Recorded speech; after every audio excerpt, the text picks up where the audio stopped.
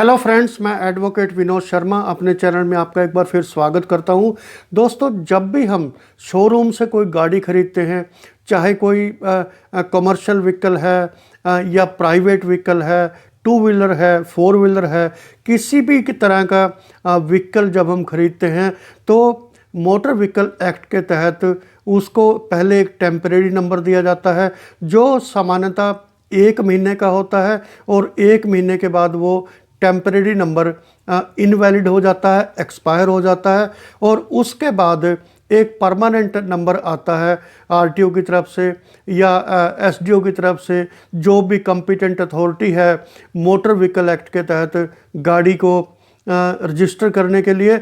और वो permanent number हम गाड़ी के आगे और पीछे दोनों जगह जो है उसको डिस्प्ले करते हैं ताकि गाड़ी के मालिक का पता चल सके, वो कहाँ का रहने वाला है वो पता चल सके। और उसके साथ साथ दोस्तों इंश्योरेंस होता है। जैसे ही हम गाड़ी खरीदते हैं तो जो गाड़ी के डीलर होते हैं, शोरूम होते हैं, वो वहीं पर एक स्कीम देते हैं। कई बार इंश्योरेंस फ्री होता है। तो इंश्योरेंस 2 तरह के करवाते हैं हम गाड़ी का, एक ओन डैमेज होता है और दूसरा थर्ड पार्टी इंश्योरेंस होता है। ओन डैमेज में होता है कि अगर हमारी गाड़ी का कोई एक्सीडेंट हो जाए तो हम उसका जो है क्षतिपूर्ति क्लेम कर सकें। गाड़ी चोरी हो जाए तो इंश्योरेंस कंपनी हमें वो अमाउंट रीइंबर्स कर देती है। और थर्ड पार्टी इंश्योरेंस होता है कि अगर हमारी गाड़ी से एक्सीडेंट के दौरान कोई घायल हो गया है, किसी की मृत्यु हो गई है, तो तब जो है उसका मुआवजा इंश्योरेंस कंपनी देती है। तो दोस्तों यहाँ सवाल ये है कि अगर आपका टेम्परेरी नंबर जो सेक्शन 43 मोटर व्हीकल एक्ट के तहत दिया जाता है और वो सिर्फ 1 महीने का होता है और उसको एक्सटेंड किया जा सकता है, लेकिन उसके लिए बहुत ही स्पेसिफिक रीजन, टेक्निकल रीजन चाहिए होते हैं उसको एक्सटेंड करने के लिए। और अगर मान लो आपका टेम्परेरी नंबर एक्सपायर हो गया है, इनवैलिड हो गया है और आपने परमानेंट नंबर के लिए अप्लाई नहीं किया है और इस पीरियड के दौरान अगर आपकी गाड़ी चोरी हो जाती है या उसका कोई एक्सीडेंट हो जाता है, तो उस मामले में इंश्योरेंस कंपनी की क्या लायबिलिटी बनती है? क्या वो आपको गाड़ी का पैसा वापस करेंगे जो गाड़ी अगर चोरी हो गई है? तो ये सवाल जो है माननीय कोर्ट्स के सामने आता रहता है। और अभी हाल ही में एक केस में माननीय सुप्रीम कोर्ट ने इसमें एक बहुत महत्वपूर्ण फैसला दिया है जो मैं आपके साथ यहाँ पर शेयर करूँगा। तो दोस्तों, वीडियो शुरू करने से पहले मेरी आपसे रिक्वेस्ट कि आप मेरे चैनल को सब्सक्राइब करें, वीडियोस को लाइक करें, शेयर करें और बेल आइकन का बटन भी दबाएं ताकि नए वीडियोस का अपडेट आपको तुरंत मिलता रहे। तो दोस्तों, वीडियो शुरू करते हैं कि अगर आपका टेम्परेरी नंबर जो 1 महीने के लिए होता है वो एक्सपायर हो जाता है और परमानेंट नंबर आपको मिला नहीं या आपने अप्लाई नहीं किया और उस दौरान आपकी गाड़ी चोरी हो जाती है, तो क्या इंश्योरेंस कंपनी उसका मुआवजा देगी, आपको पैसा रीइंबर्स करेगी? ये मैं आपको इस वीडियो में बताने जा रहा हूँ। तो दोस्तों, एक केस हुआ था कि पंजाब के एक कॉन्ट्रैक्टर थे, उन्होंने एक गाड़ी खरीदी, बोलेरो गाड़ी, और पंजाब में उसका उन्होंने इंश्योरेंस लिया। और हालांकि वो राजस्थान के गंगानगर के रहने वाले थे, लेकिन इंश्योरेंस उन्होंने पंजाब में लिया। उसके बाद वो अपने बिजनेस के सिलसिले में जोधपुर गए और जोधपुर जो है उन्होंने जिस गेस्ट हाउस में ठहरे उसके बाहर गाड़ी को पार्क कर दिया। गाड़ी रात को चोरी हो गई और सुबह उन्होंने इसकी एफआईआर कराई और उसके बाद क्लेम की डिमांड करी इंश्योरेंस कंपनी से। तो दोस्तों, इंश्योरेंस कंपनी ने 3 ग्राउंड दिए। उनकी जो डिमांड थी, उनका जो क्लेम था, उसको रेपुडिएट करने के लिए उन्होंने कहा कि जो गाड़ी की चोरी की इंटीमेशन दी गई है इंश्योरेंस कंपनी को, वो बहुत देर से दी गई है। दूसरा पॉइंट है कि गाड़ी का जो टेम्परेरी रजिस्ट्रेशन नंबर था, जो शुरू में मिलता है गाड़ी के ख़रीदने के टाइम, वो 19 जुलाई को ख़त्म हो गया था और वो 1 महीने का था, जबकि ये एक्सीडेंट जो हुआ, जो गाड़ी चोरी हुई है, वो 28 जुलाई को चोरी हुई है। और थर्ड उन्होंने कहा है कि जो कंप्लेनेंट है इसमें, जिनकी गाड़ी चोरी हुई है, वो उन्होंने अपनी गाड़ी अनअटेंडेड गेस्ट हाउस के बाहर छोड़ दी, जो कि उनकी पॉलिसी का एक वायलेशन है, जो इंश्योरेंस की पॉलिसी होती है उसका वायलेशन है। तो दोस्तों, वो जो कंप्लेनेंट है इसमें, उन्होंने डिस्ट्रिक्ट कंज्यूमर कमीशन में कंप्लेंट की, वहाँ वो जो है अपना क्लेम साबित नहीं कर पाए। उसके बाद वो राजस्थान स्टेट कमीशन में गए, तो राजस्थान स्टेट कमीशन ने उनके हक में फ़ैसला सुनाया और उनको जो इंश्योरेंस कंपनी है, उनको जो अमाउंट था गाड़ी का 6,17,000 रुपये और 9% इंटरेस्ट के साथ देने का डायरेक्शन दिया। तो इसके बाद दोस्तों, जो इंश्योरेंस कंपनी थी, वो इस ऑर्डर से एग्रीव होके नेशनल कमीशन यानी कि नेशनल कंज्यूमर कमीशन में जाती है।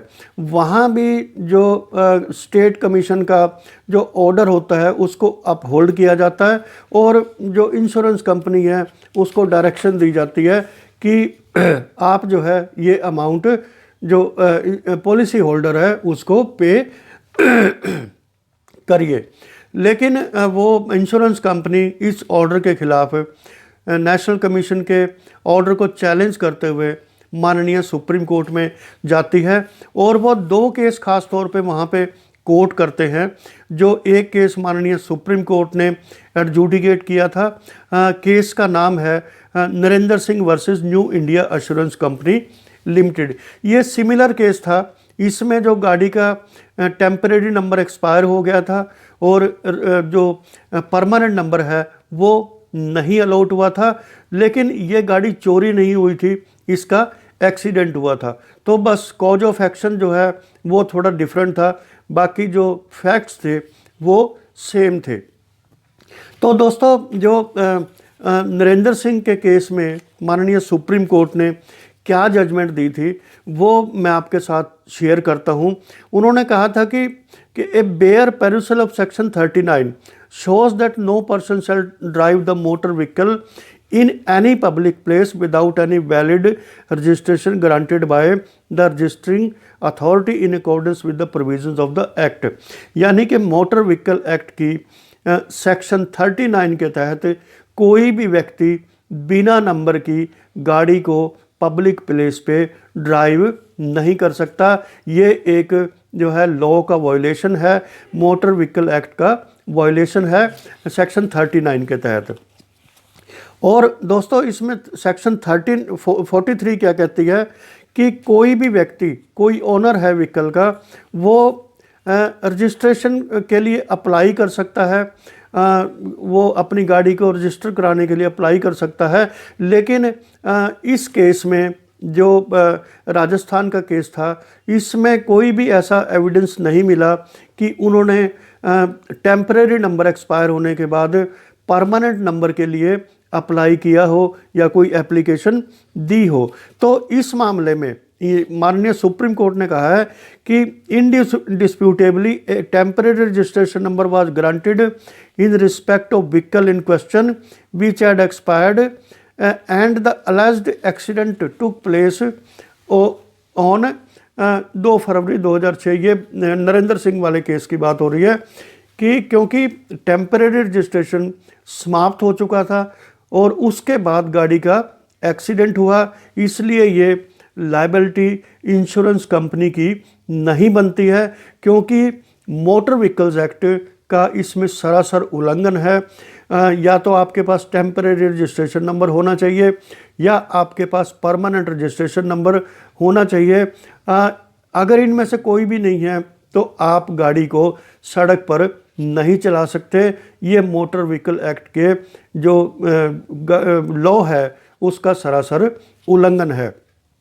और जो ये राजस्थान वाले केस में माननीय सुप्रीम कोर्ट ने कहा है कि गाड़ी का जो इंश्योरेंस लिया गया वो पंजाब में लिया गया, व्यक्ति गंगानगर का रहने वाला है और उसके बावजूद भी वो बिना टेम्परेरी नंबर के, बिना परमानेंट नंबर के अपनी गाड़ी को पंजाब से लेकर जोधपुर तक पहुंच गए, और अगर गाड़ी चोरी ना हुई होती तो वो जोधपुर से वापस पंजाब भी आते, लेकिन इस दौरान गाड़ी चोरी हो गई। तो इसलिए जो है ये मोटर व्हीकल एक्ट की जो रजिस्ट्रेशन की सेक्शंस हैं उनका वायलेशन है। बिना रजिस्ट्रेशन के आप गाड़ी सड़क पर नहीं चला सकते, आपको इसके लिए टेम्परेरी या परमानेंट आपको नंबर लेना पड़ेगा।